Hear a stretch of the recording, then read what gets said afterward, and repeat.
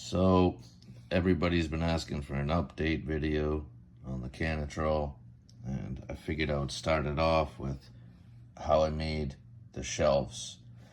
So these are grill mesh. This is just a grill mesh mat set off Amazon.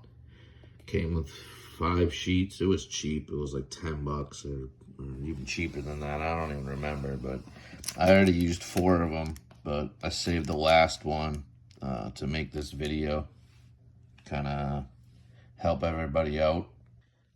Originally, I had the little tie wire that comes with, AC Infinity fans, stuff like that.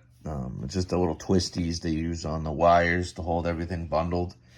I was using those. The black ones looks really nice because it's fancy and you can't see it, but we're not going to a wine chiller display event, like a competition for a trophy or anything, so we're just using what we got.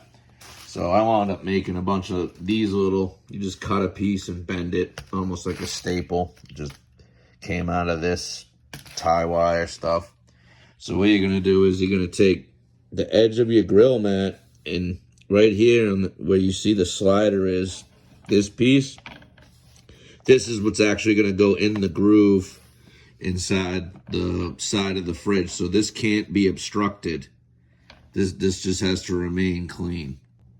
So what you're going to do is you're going to line up your mesh. So the black line on the mesh goes right along the inside of that edge, so it can slide in and out and the mesh won't hang up on it.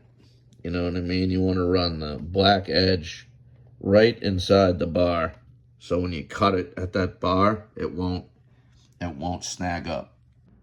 So then you're going to take a couple of these right here, and you're going to go around and you're going to put them on the inside bar, not the outside, the inside, and keep that black line, kind of just in on the inside of this metal piece. So you're gonna take your little pieces and you're gonna go around and find a couple spots where it's flat, where it raises up, and you're just gonna put these your little clips in there and go around, and like you see the inside bar here, you want to put that to I'm trying to film, but you want to put that around that inside bar. And then you can take more and go around, maybe put one here. You can put them all along here if you want to bedazzle the shit out of it and make it all fancy. But I'll get back to you in a second. Now boom, check me out. So I put one here, one there, one there, one there, and the same in the back. We got 4 across, and then I just threw one in the middle for now. And I see a lot of people, they like go with the humps and stuff, but I don't know, I didn't want to do that. I wanted it to remain flat. So you just attach it to the high points, You can trim those if you're really trying to be Mr. Fancy Pants, but it doesn't bother me. So now what you're going to do is you're going to cut the excess off. Sorry, I forgot to record it, but you get the idea. You just trim this side flat, and then you go to the front here. Make sure you get your nice trimming scissors so you can dull the shit out of them and complain about it later. But you're just going to go to the edge of your rack here, and you're just gonna trim this off right up against the metal. You get what I'm saying? It's a little hard to keep it in the camera and cut at the same time, but we're doing it. So like this, you're just gonna ride along that edge, and you're just gonna cut it off, just like that. And then remember, this outside edge here, this can't be, like it can't have anything in its path. So So you're going to want to try to get in there, and you're going to want to try to cut up as close up to that pipe as you can, so there's no fencing on the outside of it, you know.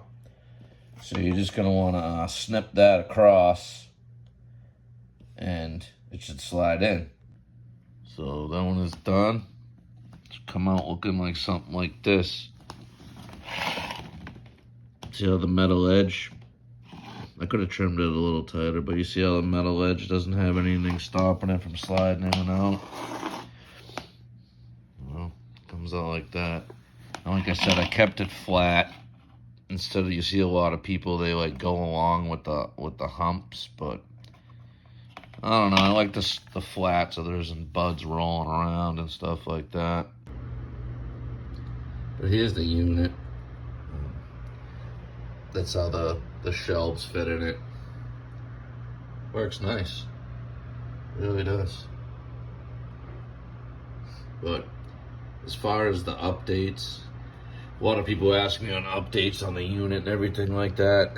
I just got back to harvesting again recently, so I haven't got to run a lot of material through it but what I have used it for, it's been great. I tried it with branches with like the flowers still on them, and I've tried it as of now. I'm carrying it right now. It works great.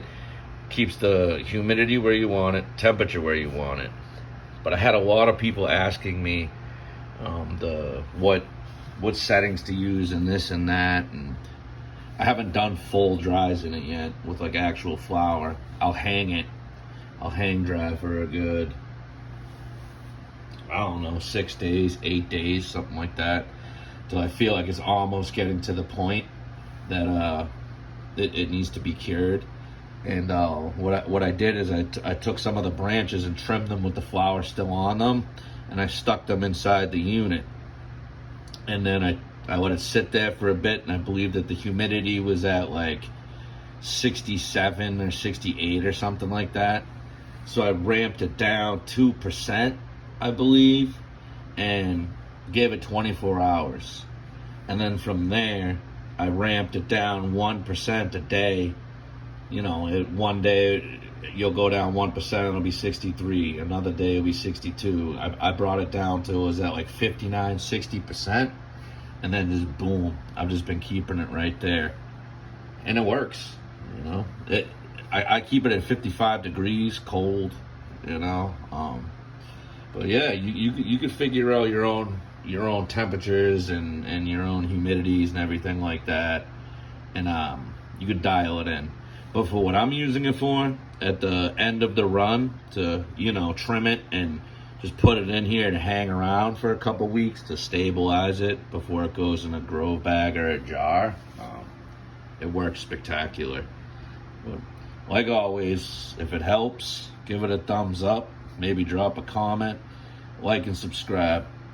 Also, for anyone that's made it this far into the video, I was actually thinking about doing another video about hermaphrodite plants, reasons why I've done it, why it still happens sometimes from mistakes, things like that. If you guys would be interested in a video of that sort, then let me know. Take care.